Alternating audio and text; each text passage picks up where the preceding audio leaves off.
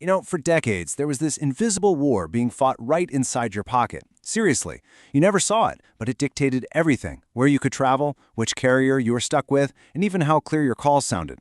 Today, we're going to pull back the curtain on the two rival technologies that battled for control: CDMA and GSM. So it really all comes down to this one massive problem.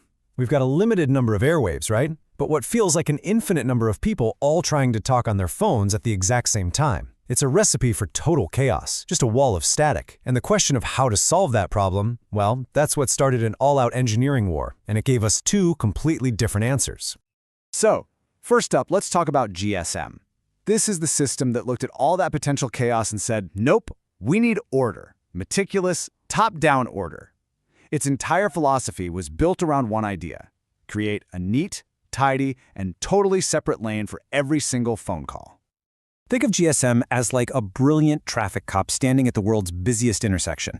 Its only job, its whole mission, was to make sure that no two conversations ever collided.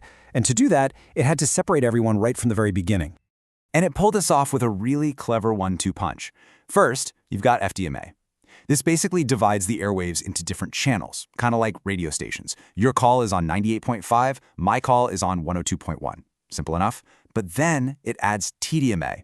This slices up the time on each of those channels, giving every single caller their own tiny little microsecond to talk. It's incredibly organized. And here is the thing that made GSM a total game changer for all of us.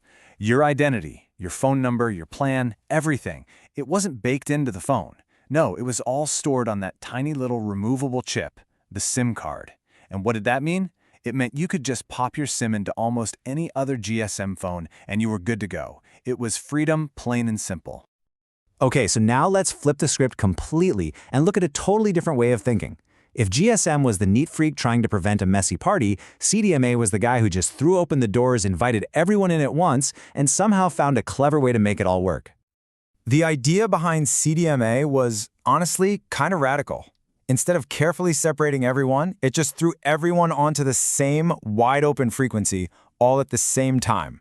Now that sounds like it should be complete madness, right? But it worked because of something called spread spectrum technology, which basically gives each and every conversation its own secret language. So this is the really crucial part.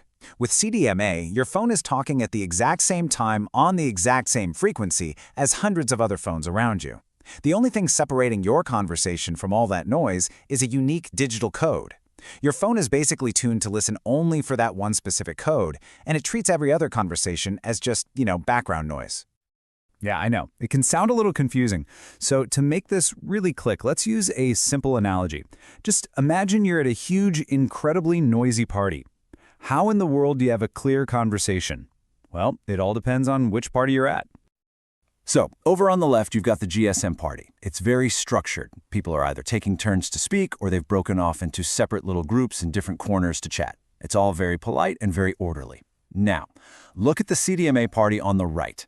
It is pure chaos. Everybody is shouting at once in the same room. But, and here's the magic, you can hear your friend perfectly because the two of you share a secret handshake, that secret code, and your brain is just wired to filter out everybody else. That's the magic of CDMA. Okay, so that's the theory. But how did these two completely different ideas actually stack up against each other in the real world? It is time for the main event, GSM versus CDMA. Let's break down the pros and cons of each. This table really lays out the trade-offs perfectly. Take a look at device lock. GSM's SIM card, as we said, gave you complete flexibility. But with CDMA, your service was tied directly to the physical phone, which meant you were locked to your carrier. Now jump down to call quality.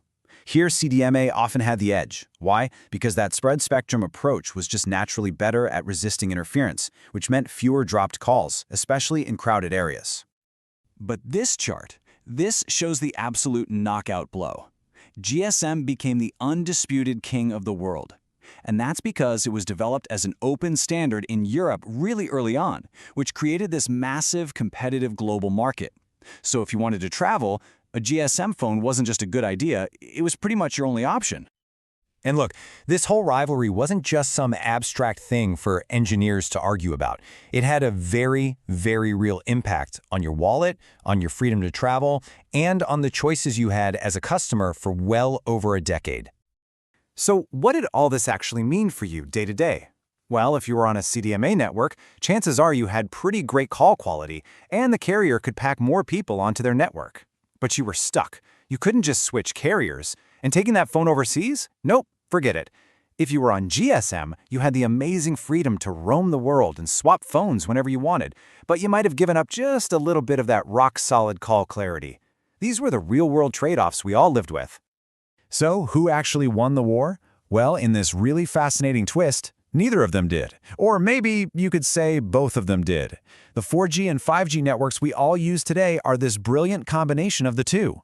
They took the awesome, consumer-friendly idea of the SIM card from GSM and they merged it with way more advanced versions of the powerful spectrum sharing ideas that CDMA pioneered.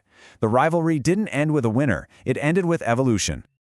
You know, the battle between GSM and CDMA is just this perfect story of how two totally different approaches can solve the same problem and eventually lead to a single solution that's better than either one was on its own.